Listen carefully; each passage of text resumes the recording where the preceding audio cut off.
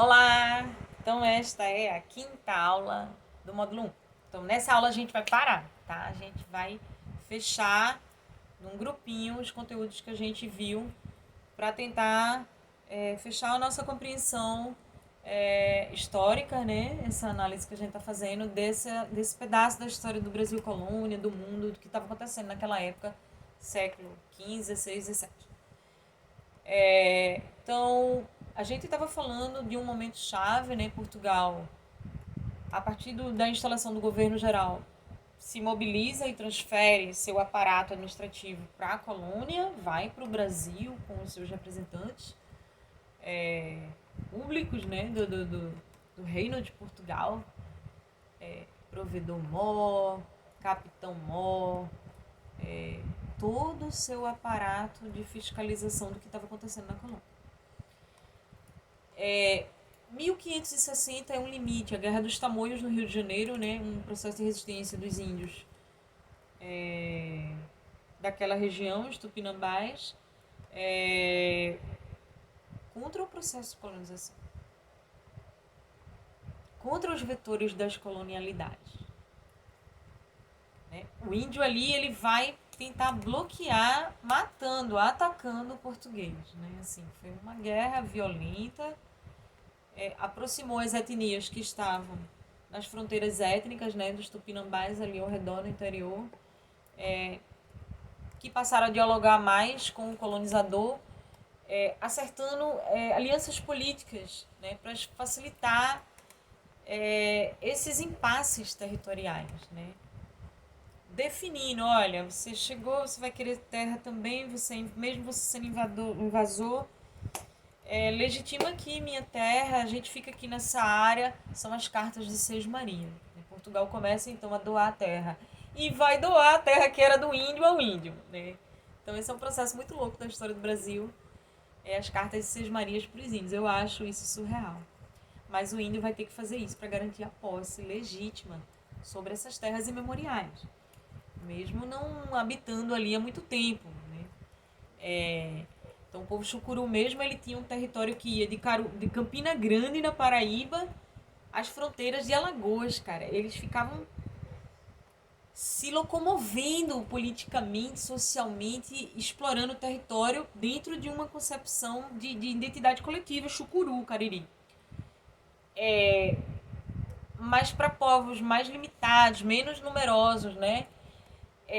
Que tinham uma população menor, cabia aceitar essas léguas de terra. Né? Geralmente era uma légua de terra que se dava. Então começa a estruturação desse povoamento do Brasil colônia. Nos livros didáticos do aluno, ele aprende que o Brasil começa então a instalar a pecuária economicamente, né? Logo mais vai achar ouro no centro-oeste e a igreja então passa a organizar mais de fato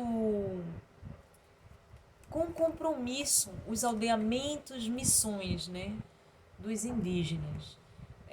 Inclusive muitas etnias atuais, né, principalmente no Nordeste, são resultado dessas ações religiosas. Né? A igreja metendo o dedo, né, desmantelando as culturas mais ameaçadoras, colonialmente falando, né, assim,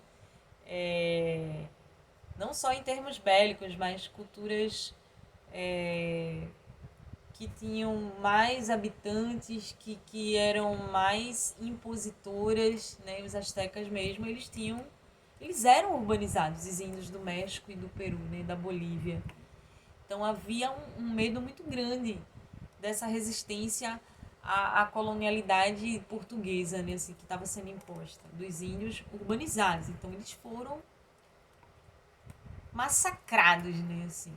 E outros povos não, outros povos foram metidos em fazendas, né? E muitas dessas sesmarias, eles faziam os índios aceitarem a conviverem juntos, etnias diferentes, para misturar essa cultura. Tirar a originalidade, pelo contrário, fortaleceu. E muitos povos se uniram e surgiram dessas misturas étnicas. Né?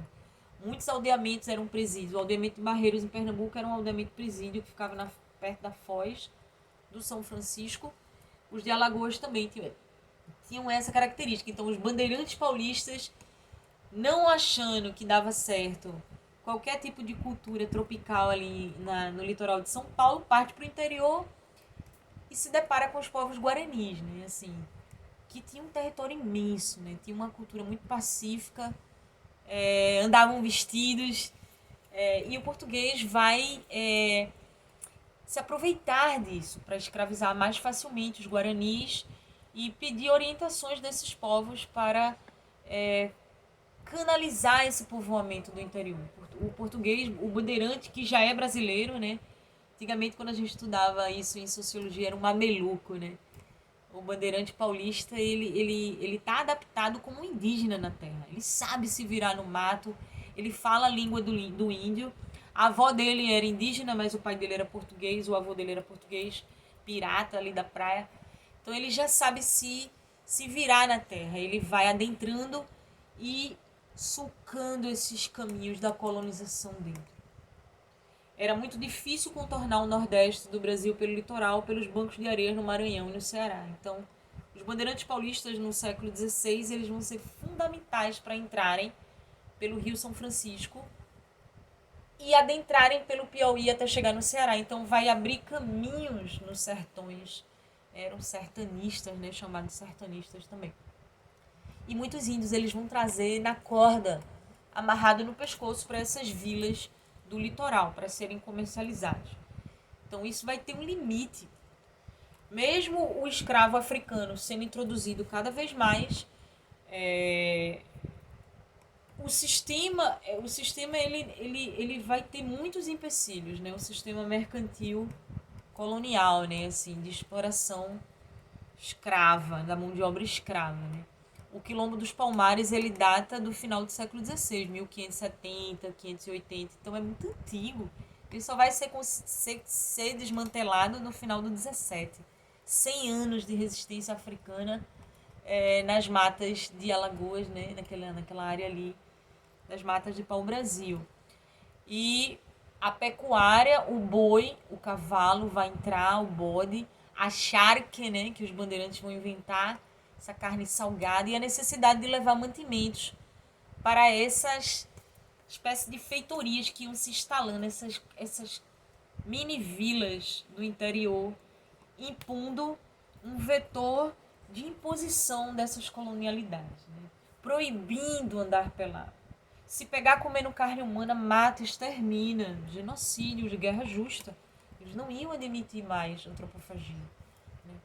Então a cultura indígena começa a ser discriminada, mas transformada, incorporada. O português vai comer tapioca, vai comer farinha de mandioca, vai comer o bacalhau de peixe feito pelos índios, a farinha do índio tupi, né? Vai dormir na rede, vai comer na cerâmica indígena. Mas ele não vai poder pensar como índio, não vai poder sentir a terra como índio.